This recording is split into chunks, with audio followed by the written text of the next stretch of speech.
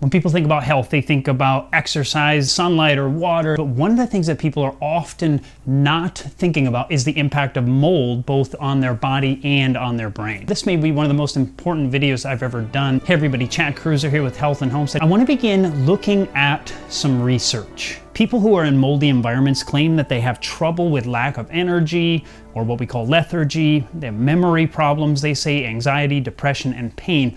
But no research had been done to see if mold was truly a causative factor in these symptoms. So researchers put it to the test. They intranasally, meaning they put into the nose, they administered toxic mold spores, non-toxic mold spores, and saline as a placebo to see the impact of these substances. They found that it caused an inflammatory response in the hippocampus, which is a memory part of the brain. It also caused memory deficits in both toxic and non-toxic mold groups. But the difficulty was that this was a study that was conducted on mice. We may never have a placebo-controlled, double-blind, randomized trial on humans because it may not be ethical to have people ingest mold to see the impact. It's kind of like cigarettes. Sure, we can see what they do in animals, we can look at how many pack years somebody's had, but we never did a study where we went to 6-year-olds and said, now Johnny, you're going to start smoking and you're going to smoke until you're 75 and we're going to see what happens to your lungs. Now the reason they didn't do that because it would be unethical. Same thing with mold. One of the only things we can often do are retrospective studies, looking back on people who have been in moldy environments and seeing what has happened to them. Here's a retrospective study conducted with people who had historically been exposed to mold. They found that these individuals suffered with problems ranging from fungal sinusitis, abnormalities to white blood cell functioning, including B and T cells, cognitive problems, chronic fatigue, and low thyroid issues. What we see is repeatedly the same things. We're going to look at a number of different studies, and then our goal is to find, are there things that we can potentially do to remedy the situation? The American Journal of Public Health conducted a study looking at people in 8 cities and found that individuals who had dampness or mold in the home were significantly more likely to struggle with depression. One of the reasons potentially for this is that as we inhale mold spores, or what are called mycotoxins, toxins that are put off by mold spores, they enter into our nasal passages and they can actually pass through into our bloodstream, and as a result they can cause an inflammatory response in the body, and this may be one of the reasons they may potentially cause things like depression. Now, not that it's the only cause of depression, there's actually several different causes, but this may be one additional factor. A study in Poland looked at 6-year-old children who had endured at least 2 years of mold exposure, and they had a significant drop in IQ of approximately 10 points. Here's a study looking at symptoms in mold exposure versus control subjects who had not had mold exposure.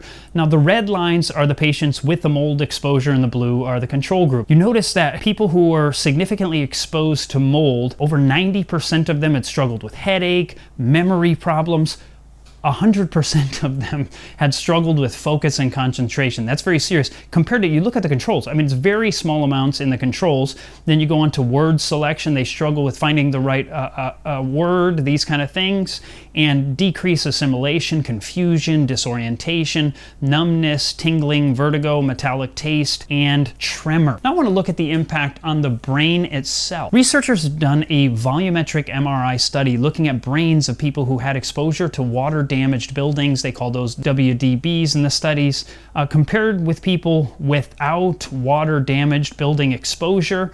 And the study revealed that those with these water damaged building exposure had structural differences in their brains. These included enlarged left amygdala and the right forebrain. Now thinking about that, one of the interesting things they've seen in certain people who struggle with anxiety and so forth, who are more prone to PTSD, they may actually have enlarged amygdalas. That's one of the fear centers of the brain. So this may be something that creates kind of a greater fight or flight response in people who have had this mold exposure. It may actually be causing inflammation of the brain. Research in the journal Archives of Environmental Health reveals that people exposed to chronic mold are more likely to have stress, PTSD symptoms, decreased function of the frontal cortex of the brain. More likely to have stress or PTSD. This fits perfectly with the study that we just saw that showed that the amygdala could actually be enlarged in people who had had chronic mold exposure. exposure. They also had systemic inflammation and evidently had increased blood-brain barrier permeability. These are some of the physiological abnormalities that may be connected to what researchers call the mold-related disorder CIRS, which is chronic inflammatory response syndrome. So these retrospective studies looking back, okay, if you've just gone through this experience, let's examine your brain, and what they're seeing is a significant difference in individuals who have gone through these things. So these are some of the brain impacts, but does it have any other impacts on other areas of the body? Here's joint pain and muscle pain. There's some common side effects of mold exposure. I've been traveling around for the last 20 some years, traveling around teaching people on various subjects, including health. And because I've traveled so much, we often stay with people around the country and around the world. And one of the things we found, when I was younger, I could be in a moldy environment, I could smell that mustiness, and yeah, my nose got clogged up, and it was annoying to be sneezing and so forth. But as I got older, it began to cause kind of like an arthritic pain, you know, I'd feel it in my joints. One of the experiences I had, I was speaking for a month in the same place, and I was staying in someone's basement, and it was musty, it just was not a good situation.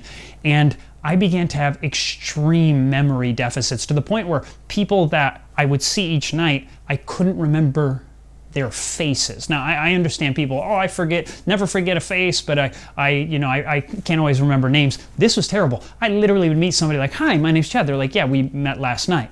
And it was like I had never seen them before in my life, and I've never had anything like this before. It actually was quite scary that night after night I couldn't recognize people, and it took some time to get quite a bit better after that. And I've noticed if I'm in a moldy environment, I begin to get the arthritic pain, potentially headaches, and then it can take upwards of maybe a month for it to go away after I'm not exposed to that anymore. So getting out of that situation. And so the pain, I see that, the research actually bears that out. But could it have an impact on hormones or even your immune function? Research has shown that mycotoxins, these are toxins from mold spores, can be endocrine disruptors. This can impact hormone levels of testosterone, progesterone, estradiol, and also the stress hormone cortisol. But going even further, there's something called natural killer cells. Natural killer cells, often in the research called NK cells, are a part of our innate immune system. One of their functions is to fight infection. They have a capacity to surveil things like tumors and to eliminate them. And people with more natural killer cell activity generally have less cancer. Aflatoxins are compounds that are a byproduct of certain fungi. Aflatoxins are considered to be carcinogens, and they suppress natural killer cell activity. And research has shown that people exposed to mold in homes, workplaces, and school had lower levels of natural killer cell activity. Now, the researchers point out that in general, mold doesn't seem to be a large causative factor in creating cancer, and that's probably the case except for aflatoxins, which may be a carcinogen themselves. But what's interesting is that they may suppress your body's immune function, that maybe if you acquire cancer, that it's possible, I mean, at least theoretically, that your immune system won't be able to fight as well the cancer that you do have. So having robust natural killer cell numbers and activity are an important thing, and mold in the environment that you're living in can suppress that natural killer cell activity. Researchers in the International Journal of Molecular Sciences suggest that individuals exposed to mold or damp buildings had more inflammation and may be at increased risk of having or acquiring autoimmune disorders. Now, the researchers don't suggest that all autoimmune diseases are from mold, but it's possible that it is one of the causative factors. One study found that 94% of people with chronic mold exposure had a history of chronic rhinosinusitis, or CRS. Rhinosinusitis is inflammation of the nasal passage and may include nasal congestion, thick discolored nasal discharge, facial pain or pressure, headache, sore throat, cough, fever. And in this study, 93% were able to reverse their rhinosinusitis by having the mold levels lowered in their environments. That could be potentially like getting out of a workplace that has mold. It could be potentially having remediation done on the house and having abatement, meaning get these things out of the house and having the situation rectified. When these levels of mold are brought down, 93% of people may actually be able to clear up these nasal problems. What about mold and asthma? A meta-analysis reported in PLOS ONE was conducted looking at mold and mold-smelling buildings, or that musty-smelling building, and their impact on developing asthma. It turned out that mold and mold-smelling buildings or musty-smelling buildings may increase the risk of asthma by approximately 30 to over 70%. And other health impacts associated with musty smell or mildew are chronic bronchitis, rashes or skin problems, and poor vision and sneezing. People that have been impacted by mold may have jerking movements, tremors, tics, vertigo. Additionally, they can have diminished focus and impaired short-term memory. Mold exposure can be kind of the great chameleon of diseases. You have all these problems that one of the difficulties is the doctor may think, it's all in your head. It's kind of some form of psychosomatic issue. You think, therefore it is. You think you're feeling bad, and so you do, or maybe you're depressed, and so for you're achy, and so it's kind of vague and nebulous. Now, these may be some of the side effects that result of being exposed to mold, but are there some things that we can do to potentially reverse the problems that we have? Now, this slide is not the main things. We're going to go into some things that you may be able to do, but some of the standard treatments include cholestyramine or CSM, antifungal and antibiotic nasal sprays, appropriate use of antibiotics and antifungals, facial steamer with something called Citra drops. Another at-home method can be standard saline nasal irrigation. The next video that I put out is going to be on the research, amazing, literally life-saving research on saline irrigation or cleaning out your nose. We're going to look at that in the next video, but I want to delve into some things in this video that you could potentially do on your own. The saline irrigation, you could use a ½ teaspoon of salt to 1 cup of either distilled or boiled water. Let it cool down before using the nasal irrigation. I'm going to go into the research on that in the next video, but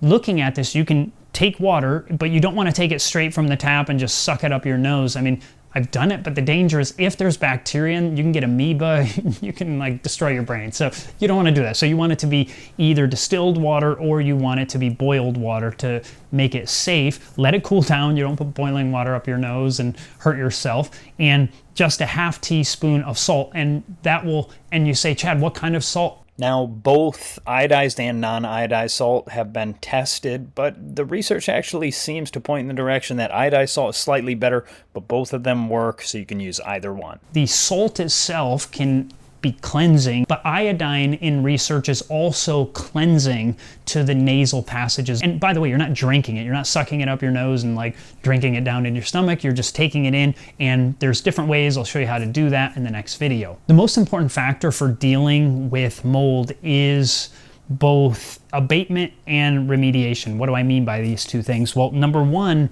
you have to remove the offending mold, meaning if you do these other things, yes, it'll be good to do the nasal irrigation, it will get some of that out of you, but if you're living in a situation or working in a moldy environment, it's going to continue to cause the damage to your brain and body. Number one, figure out where is it coming from and having it removed. And by the way, you don't want to just go in there and just start yanking out moldy wood and doing all these kinds of things without serious gear to respirators, making sure, because you could get way sicker by trying to clean it up than just by leaving it there. And I don't mean to just leave it there. The most important thing is to get rid of it.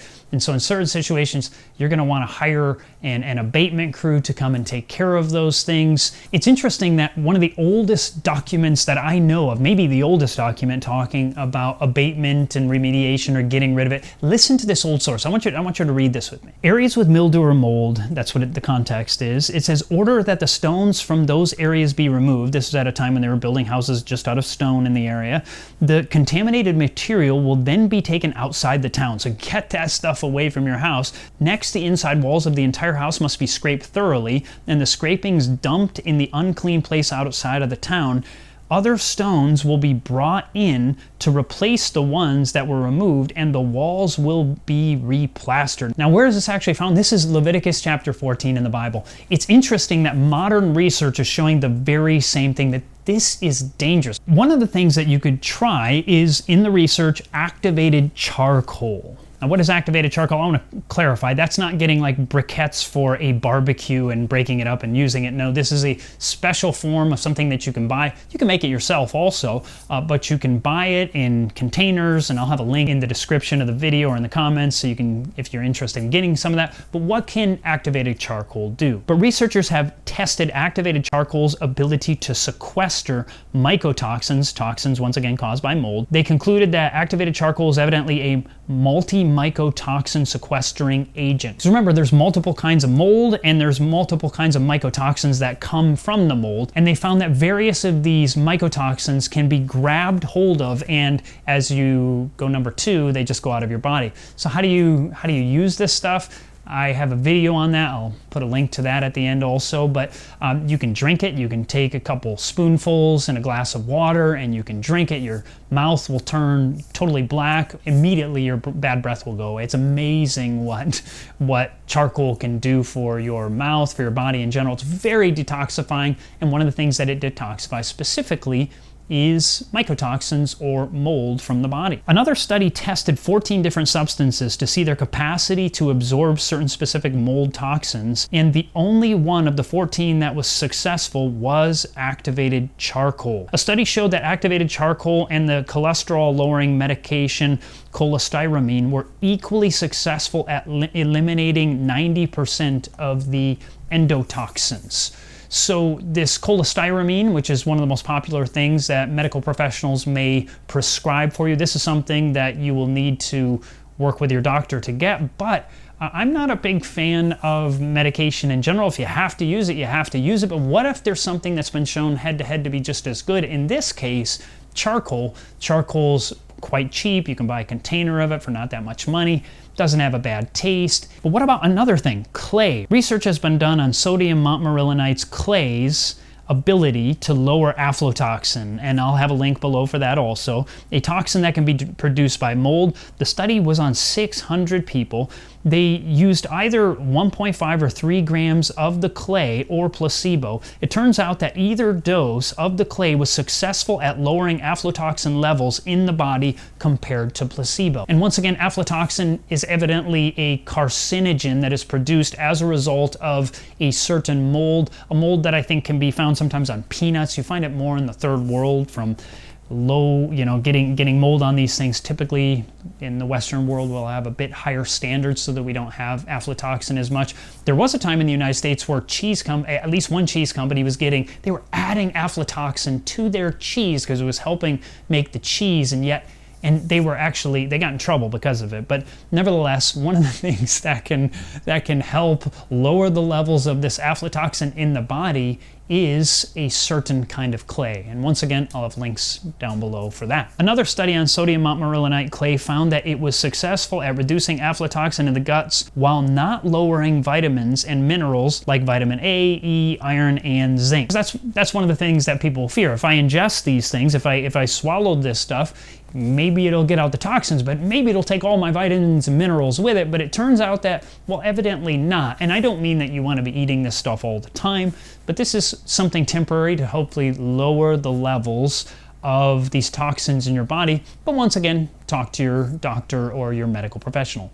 In clay versus charcoal, it is possible that with certain mycotoxins, clay is better than charcoal and vice versa. Maybe some of them will be better with charcoal, so you could switch back and forth. The one danger of having too much charcoal, you don't want to be doing tons of charcoal all the time.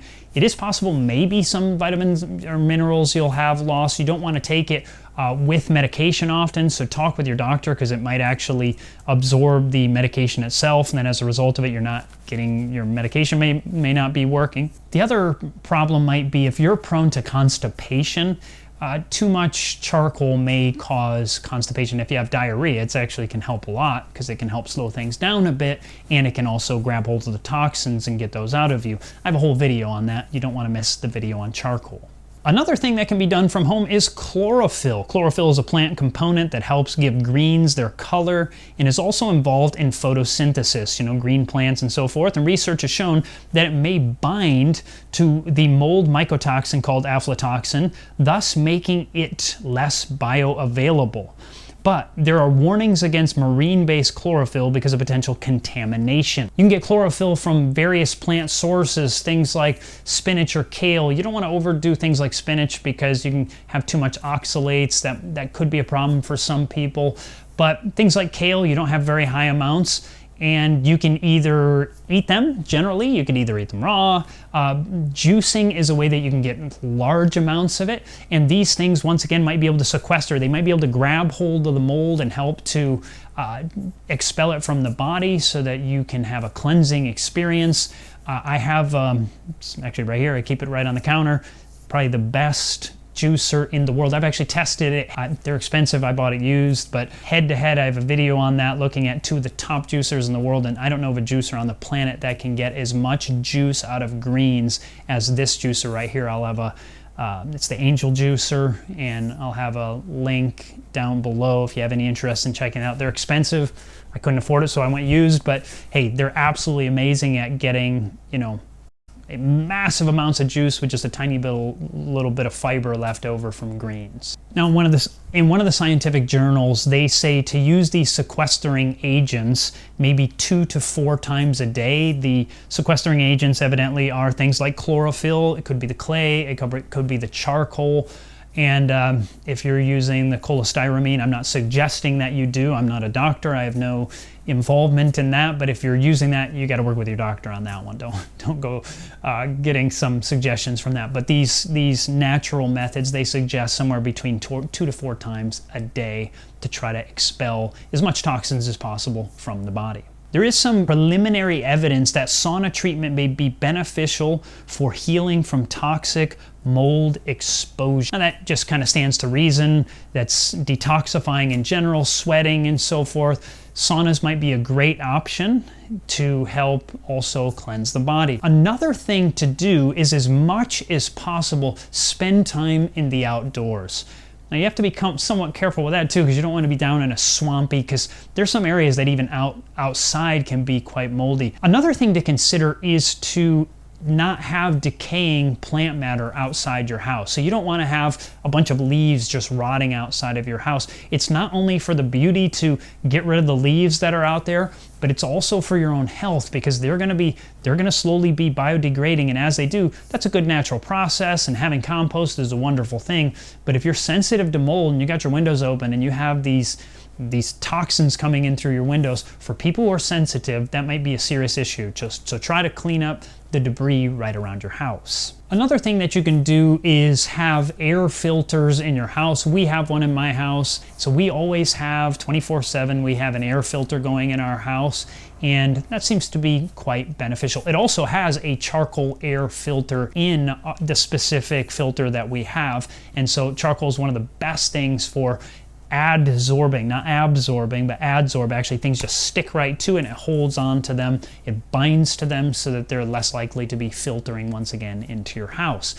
If you want a link to that, I'll also have a link down to the filter down in the description. But what about cleaning products? Boron and ammonium chloride based chemicals were found to be the most advantageous at lowering the levels of mold, and they are highly efficient, but not 100%, but they're highly efficient. Just spraying mold doesn't actually fix the problem, because even the dead mold spores are also inflammatory to the body. That's in a study that we've already looked at. And so you want to get rid of it as much as possible, but still, even if you've done whatever abatement or remediation necessary, it can still be important to use certain kinds of cleaning agents to at least lower, so that you don't have it come back in the future. Now, I will have links down below for all the things that we've just talked about: the charcoal, the clay, the filters, the cleaning products, these various things. They'll all be down below. If you like this video, hit the subscribe button, hit the bell notifications, but also don't miss out on our video on the research, the amazing research on charcoal. And then the next video that's going to be coming out is the video on nasal irrigation. Incredible research. You do not want to miss that. I really think it's quite staggering.